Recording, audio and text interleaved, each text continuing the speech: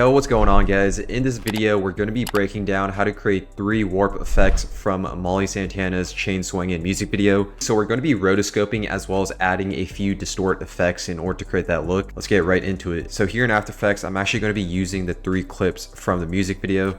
And for the first one, we're going to start out by rotoscoping our subject. So you want to grab your rotobrush tool, double click your layer, and then rotoscope your subject. After rotoscoping your subject, you want to then click the freeze button in order to actually lock in your rotoscope. Go back into the composition, and now I'm going to adjust the feather as well as the shift edge. For the feather, I'll increase that to 10, and then we're going to decrease the shift edge. I'll decrease that to -100. Next thing we're going to do is duplicate this layer twice. So click Ctrl D, and for the bottom one, we're going to delete the rotobrush effect. So this bottom one is going to be the background. I'll just rename this one to BG for background, and then just rename these ones as well. For this first effect, we're going to be creating that scaled up version of one of our rotoscope layers, and we're going to be focusing on this top rotoscope layer. So let's add a optics compensation, and this is the effect that's really going to distort our subject. So I'm going to turn on the reverse lens distortion and increase the field of view to around 100. I'm going to increase that to 100 at the start, keyframe it, click U to reveal the keyframe, and then go forward 6 frames. Increase the field of view, so I want it to be even more distorted. I'll increase that to around 155, looks good. And I want this to animate in and then animate out, so I'm going to go forward like 20 frames. Change this back to 100. Next thing we're going to do is lower the opacity. So I want this to be transparent. I'm going to decrease that to 70%.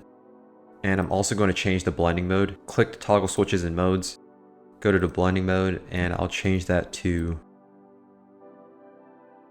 I think lighten looks pretty good. So it's like transparent, and that just makes it look better. Next thing we're going to do is keyframe the scale. So I want this to be a lot bigger at the start. I'll increase that to like 160%. Keyframe that, go forward 6 frames, and I want to be even bigger. So I'll keyframe that to 200%, and then go forward 20 frames. Keyframe this back to its original size. I think 150% looks good. This is what we have for the effect so far. Next thing I'm going to do is create a flash effect. So let's create a new adjustment layer. Make it the same length as the first clip. Add an exposure. Keyframe the exposure at 0 at the beginning. And then go forward 6 frames. I want that to be brighter, so I'll increase that to around like 1.2.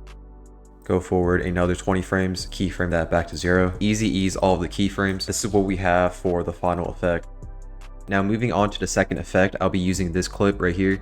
So we're going to start off by rotoscoping our subject. For this one, we're going to be creating that stretch effect for our rotoscope layer. So let's first start off by rotoscoping our subject. After rotoscope, make sure to adjust the feather as well as the shift edge. Increase this to like 10, and then also going to decrease the shift edge. I think -85 looks good. We're going to then duplicate this layer twice. For the bottom one, we're going to delete the rotobrush effect, change the name of that to background, and then also going to change the names for these ones as well. For this effect, we're also going to be focusing on the top layer. In order to create that stretch effect, I'm going to add an effect called CC Smear. Once you add the effect, we get this anchor point, which creates that distorted look. So I'm going to increase the reach as well as the radius. I'm going to first solo this layer so that we can actually see the effect. Increase the reach. So I want this really stretched out. I'm going to increase this to like 1,000. And then I'm going to also increase the radius to around 450. And then we're going to be keyframing this anchor point so that it stretches out at the beginning and then it goes back to its original form. So for this effect, I'll be keyframing the 2. I'm just going to change this to the original size of the composition. And I'm only going to be keyframing the X value. So I'll increase that at the beginning. I'm going to keyframe that at 1300. And then we're going to go forward 16 frames. Keyframe the X value back to 960. Unsolo this layer. Going to also easy ease the keyframes. This is how the effect looks so far. So we have that stretch effect at the beginning, and to make it look even better, I'm going to lower the opacity. I'll decrease that so that we can actually see the original clip. I'll decrease that to 45% and also change the blending mode. Change that to lighten just like the first one. This is the final look for the second effect. So changing the blending mode as well as lowering the opacity really gives it that dreamy or trippy look that we're going for. Now moving on to the third and final effect, we're going to be creating this blurry RGB look with this clip right here. And of course, first thing we're going to do is rotoscope our subject. After rotoscoping and adjusting the feather as well as the shift edge, duplicate this layer twice. For the bottom one, delete the effect. For this one, we're going to be focusing on the middle rotoscope layer. Let's add an optics compensation. Keyframe the field of view at 0 at the start. Make sure to turn on the reverse lens distortion. And let's go forward a few frames. I'm going to go forward like 12 frames. Keyframe the field of view. You want to have that really exaggerated, so keyframe that at 140. Go towards the end, keyframe that back to 0 so that we have that animated in and then it animates out. We're going to now create that RGB blur effect. So let's create a new adjustment layer. Make sure it's the same length as this clip. And we're going to be adding a VR chromatic aberrations. By adding this effect, it gives it that RGB look. I'm going to change the settings. I'll change this frame layout to stereoscopic over and under. I'm also going to decrease the aberration red just by a little. I'll decrease that to -12. Also increase the aberration blue to 12. Then we're going to add a radial blur, and I'll have this effect above the chromatic aberrations. Decrease the amount because I don't want it to be too intense, so I'll decrease that to 2. And I'm also going to keyframe the center so that it follows our subject's face. So keyframe that at the start, and then make sure to actually select the effect so that we can see the anchor point. Continue doing that until we reach the end of the clip. Make sure to easy ease all the keyframes. I'm also going to bring these ones to the end. And this is what we have for the final effect. You can also change the blending mode as well as adjusting the opacity for this distorted layer. If you feel like that looks better, decrease that to like 50%. And then we have that distorted look with the transparency. I think it looks better when the opacity is at 100%, but that is the final look for this third effect. Now for this next part, I'll be showing you guys presets from my Distort FX editing pack that I just released. And it's the perfect presets to use, especially if you're going for that trippy distorted look. So if you do purchase it, you want to open it up in the animation presets, user presets.